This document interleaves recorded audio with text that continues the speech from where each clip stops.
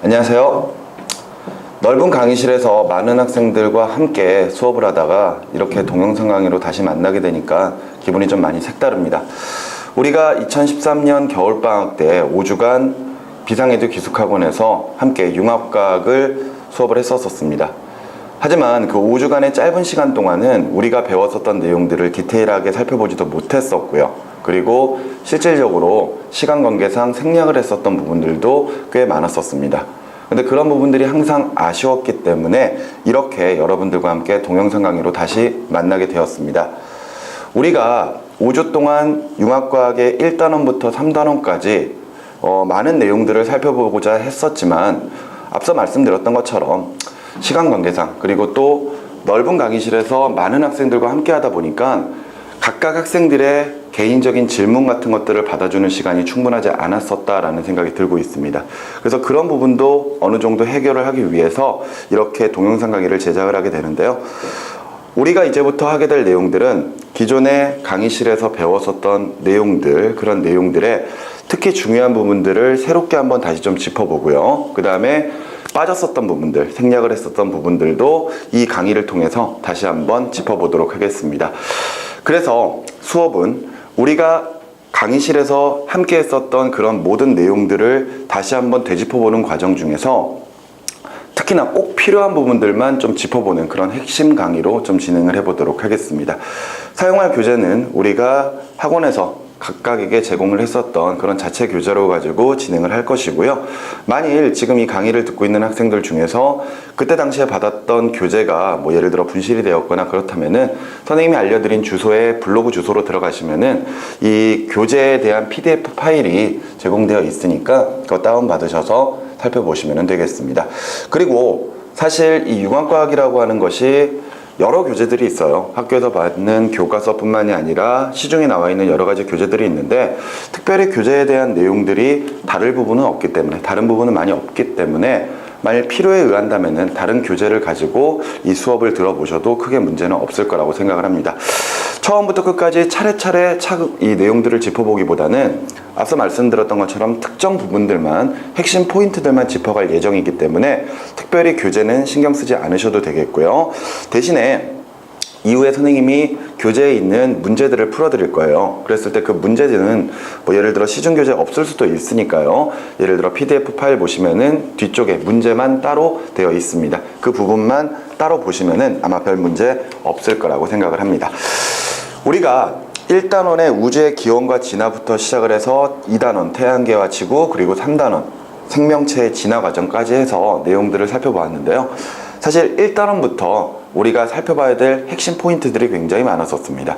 아마 우리가 수업할 때는 그런 부분들 많이 짚어보려고 노력을 했었지만 아마 지금 시기에 많은 학생들이 그런 내용들 다시 한번 또 잊어버렸을 거라는 생각도 들고 있어요. 그렇기 때문에 1단원에 대한 내용부터 다시 한번 좀 짚어볼까 합니다. 우리가 교재 순서를 살펴보시면은요, 제일 첫 번째부터 해서 우주의 기원이라고 하는 부분이 나와 있었습니다. 근데 이 우주의 기원에서 가장 핵심 포인트는 바로 허블의 법칙이었죠. 이 허블의 법칙이라고 하는 것이 바로 이 우주의 기원을 설명하는 가장 최초의 이론을 설명하는 하나의 법칙이다라는 것을 꼭 기억을 해 두셨으면 좋겠습니다. 우리가 교재에서 허블의 법칙과 우주의 팽창, 그 과정에서 외부 은하들을 관찰을 했을 때 그 외부 은하에서 오는 별빛들이 적색 편의가 일어남으로써 결과적으로 은하 사이의 거리가 멀어지고 있다는 사실을 이 교재 내용에서 우리가 확인을 했었습니다. 그랬을 때 실질적으로 우리가 수업을 하면서 많은 학생들이 의문을 가졌었던 내용들, 특히나 이 별빛의 도플러 효과라고 하는 그 도플러 현상에 대해서 많은 학생들이 좀 궁금해 했었는데 실질적으로 도플러 효과는 크게 신경을 쓰지 않으셔도 되지 않겠는가라는 생각이 들고 있습니다. 도플러 효과에 대한 내용들은 실질적으로 음파나 또는 빛과 같은 이런 파동에서 나타나는 특징들인데 그런 특징들을 가지고 디테일하게 문제로 출제를 하거나 그러는 경우는 거의 없거든요. 대신에 우리는 그 도플러 효과를 이용을 해서 은하와 은하 사이의 거리를 측정을 할 때 예를 들어 적색 편의가 나타난다면 거리가 멀어지고 반대로 청색 편의가 나타난다면 거리가 가까워진다. 이 정도의 개념만으로 가지고 정리를 하셔도 크게 문제는 없을 거라고 생각을 합니다. 대신에 앞서 이야기했던 것처럼 우주의 기원에서는 가장 중요한 게 허블의 법칙이에요. 자, 허블의 법칙부터 한번 정리를 하고 지나가 보도록 하겠습니다. 자, 허블의 법칙. 이 천체에 관련된 내용 중에서는 허블이라고 하는 사람을 절대 빼놓고 이야기를 할 수가 없습니다. 허블은 외부 은하를 관측하는 사람이고요. 그 외부 은하를 관측하는 과정에서 은하와 은하 사이의 거리가 멀어지고 있기 때문에 우주가 팽창하고 있을 것이다 라고 이 주장을 했던 사람입니다. 그 과정에서 각각의 외부 은하들의 적색 편의를 관찰하게 되죠.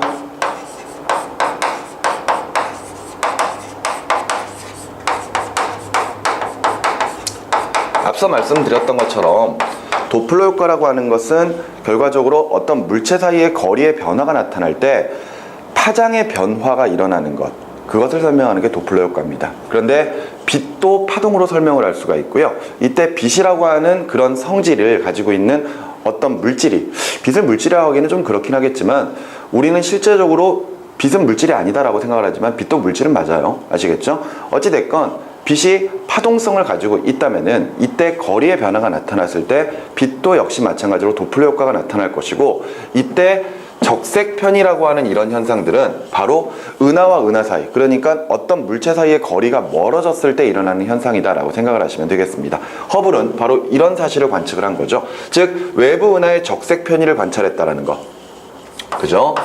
이 적색 편의를 관찰했다, 그 말인즉슨 결론이 외부 은하 사이의 거리가 어떻게 되고 있다? 멀어지고 있다.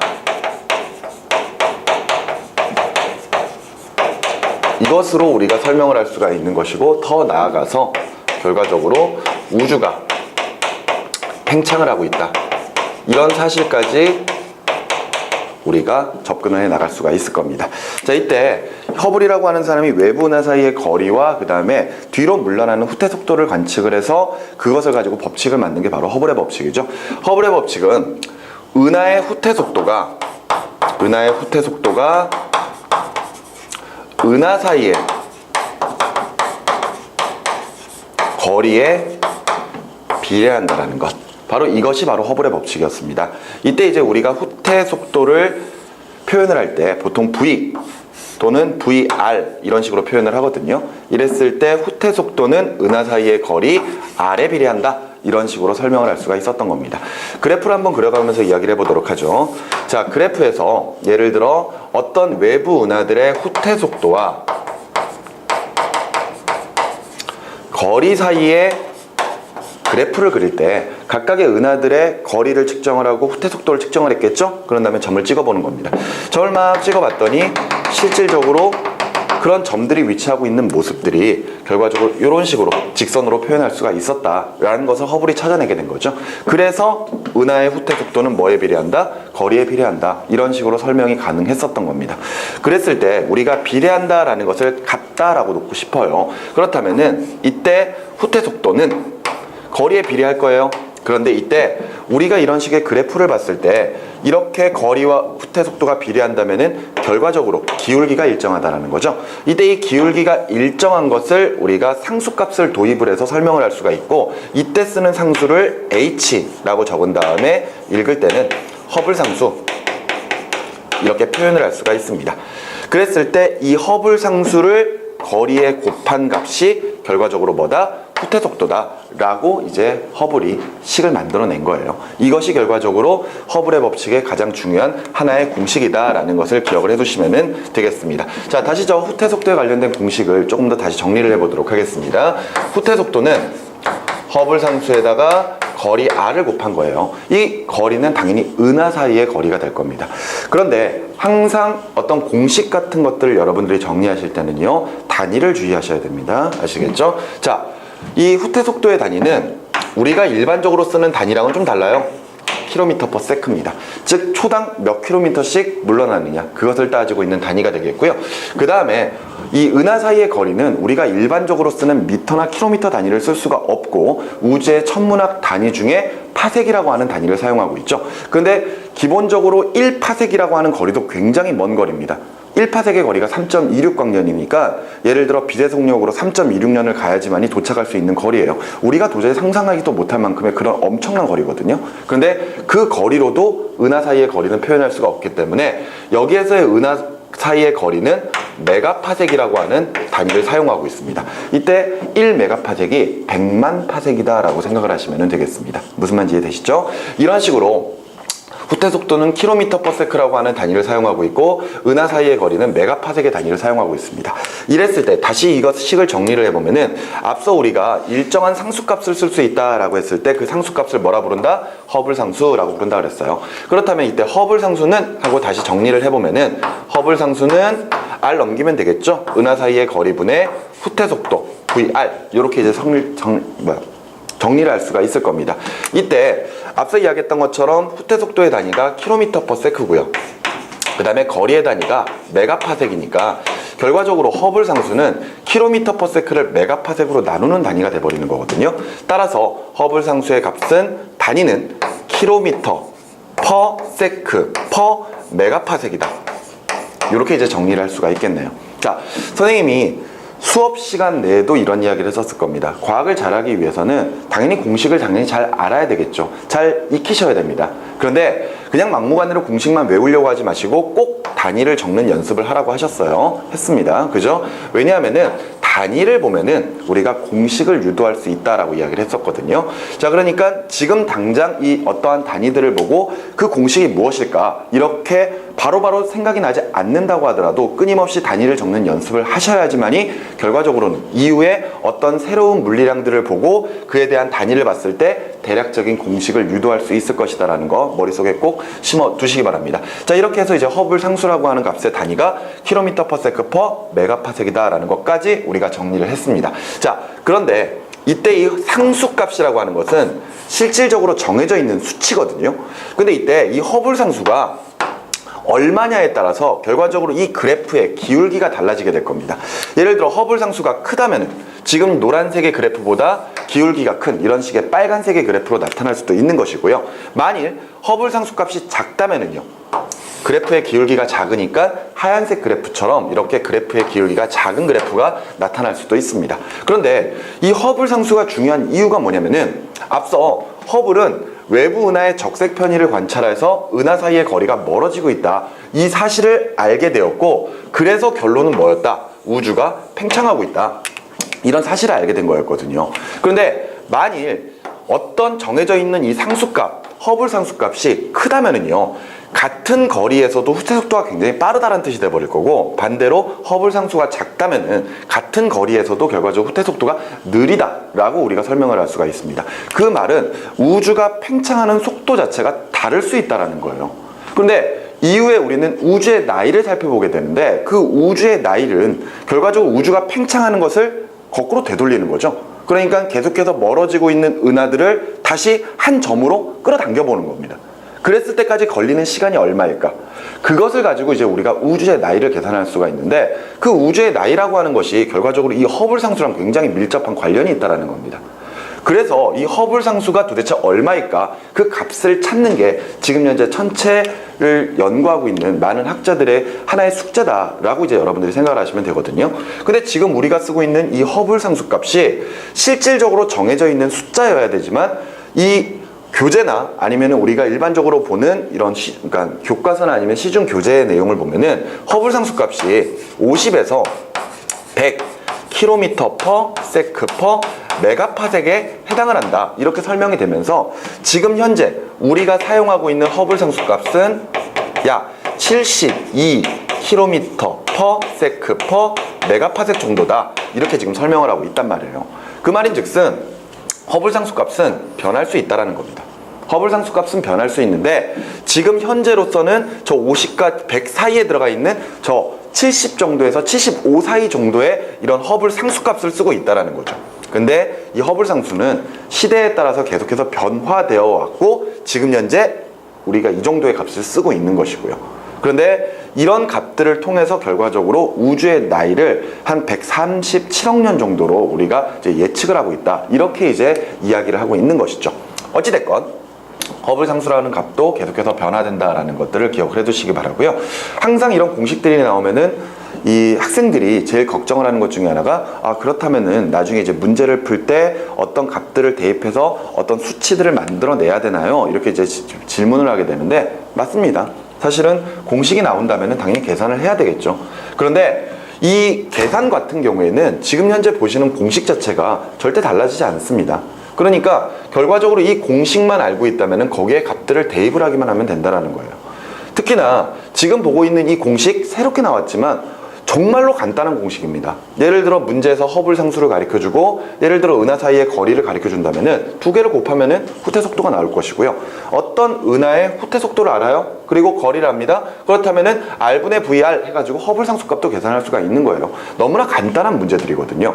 그런데 예를 들어서 단위의 변환이 일어나 버리게 된다면 굉장히 좀 복잡한 유형이 될 수도 있습니다. 왜냐하면 우리가 잘 사용하지 않는 그런 단위들이다 보니까 어떤 이 문제에 나와 있는 단위 자체가 km/s나 메가파섹이 아니라면은 그 값들을 올바른 단위들로 바꿔가지고 문제를 풀어야 되는 그런 과정이 있어야 되기 때문에 약간 좀 복잡해질 수는 있지만 어찌됐건 아마 그 정도까지는 문제에 출제되기는 좀 힘들 것이다 라고 선생님은 생각을 합니다. 물론 문제를 내는 분들의 마음이긴 하겠지만 실질적으로 여기에서는 허블 법칙이 중요한 거지 이 공식을 통해서 옳은 수치들을 뽑아내는 것 자체가 그렇게 중요한 건 아니거든요. 허블 법칙을 이해하라는 게 포인트입니다. 그렇기 때문에 어떤 단위 변환 같은 경우보다는 그냥 이 공식을 가지고 어떤 식으로든 대입을 해 나가는 거, 그런 것들을 생각을 해 보시면 될 것 같습니다. 아시겠죠? 자, 이런 식으로 해서 우리가 이제 허블 법칙들을 좀 살펴보았고요. 계속해서 허블 법칙들은 변해갑니다. 예를 들어서 어떤 교재는 72라고 되어 있기도 하고요. 어떤 교재에서는 71이라고 되어 있기도 합니다. 아마 선생님이 예전에는 아마 71이라고 가르쳐 드렸을 거예요. 어찌됐건 이런 식으로 70에서 75 사이 정도의 값으로 우리가 허블 상수를 쓰고 있다라는 사실 정도 알아두시면 될 것 같습니다.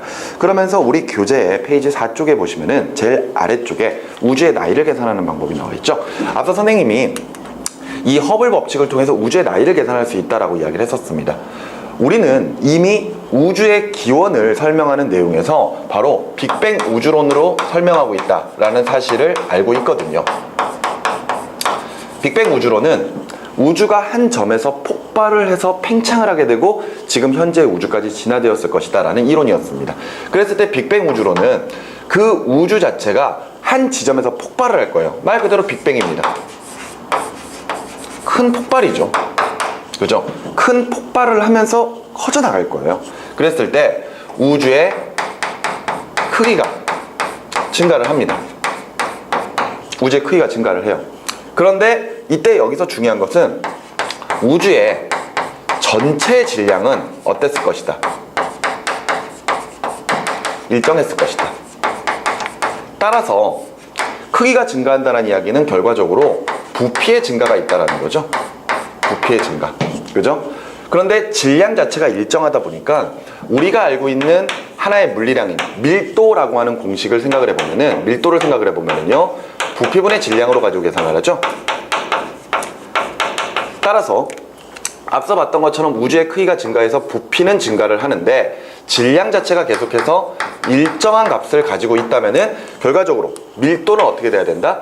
감소를 해야 된다. 이렇게 설명을 할 수가 있을 거란 말이에요. 이것이 결과적으로 빅뱅 우주론이다 라고 생각을 하시면 되겠습니다. 빅뱅 우주론은 정상 우주론과 항상 비교하는 내용들이 나오거든요. 근데 정상 우주론과의 차이는, 정상 우주론에서는 우주의 크기도 증가하면서 질량 자체도 증가하고 있다. 따라서 우주의 밀도 자체는 일정했을 것이다 라고 주장하는 이론인데, 빅뱅 우주론은 크기는 증가하는데 질량은 그대로 일정하다라는 거죠. 질량이 그대로 일정하기 때문에 밀도가 어떻게 되고 있다? 감소되고 있다. 그죠? 그것이 결과적으로 빅뱅 우주론과 정상 우주론의 차이다 라고 생각을 하시면 되겠습니다. 그림을 그리면 뭐 이런 식이겠죠. 우주가 한 점에서부터 이렇게 커져 나가는 겁니다.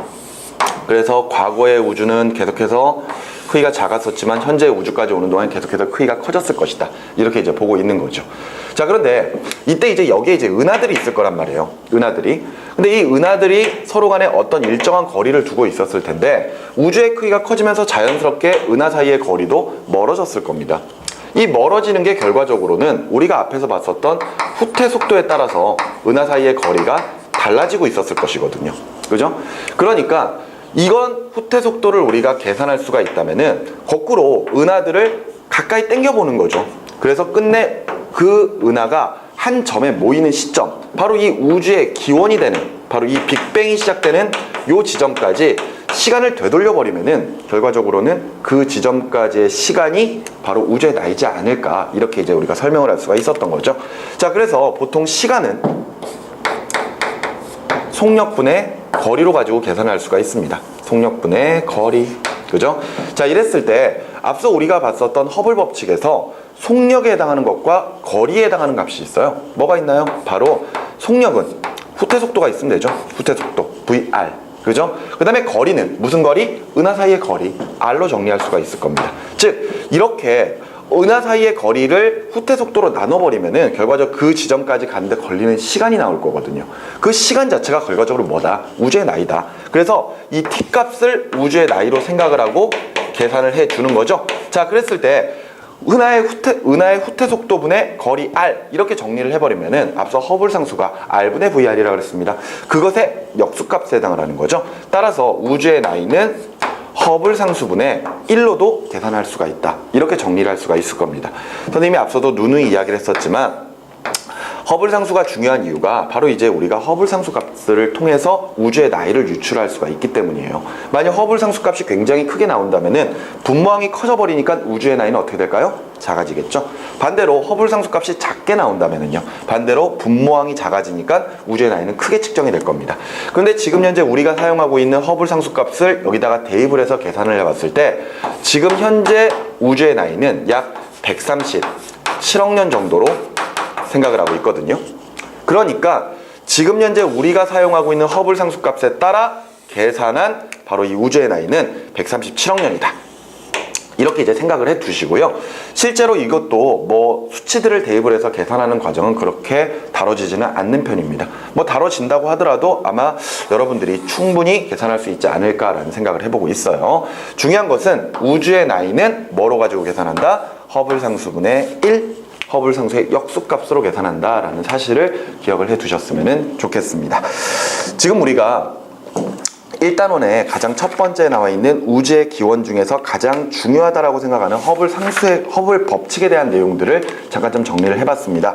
오늘은 사실 처음 오리엔테이션 개념으로 이후의 수업을 어떻게 진행을 할 것인지에 대한 내용들을 설명하고자 했었어요. 그러면서 가볍게 우리가 제일 첫 번째로 배웠었던 허블의 법칙에 대한 내용들을 한번 간략하게 정리를 좀 해보았는데, 다음 시간에는 우리가 그 이후로 나와 있는 원자핵의 합성 부분을 보면서 그 내용들을 좀 더 디테일하게 정리를 한번 해보도록 하겠습니다. 우리가 예전에 강의실에서 보면서 질문하지 못했었던, 그리고 아직까지도 의문이 풀리지 않는 사항이 있다면은 이 강의가 업로드가 되고 난 다음에 뭐 여러 가지 방법으로 뭐 댓글을 달든지 아니면은 또 다른 방법으로 선생님에게 요청을 해 주시면은 꼭 다음 강의를 촬영하기 전에 미리 그 내용을 언급을 해 드리고 그 질문에 대한 내용들을 언급을 해 드리고 수업을 진행을 하도록 하겠습니다.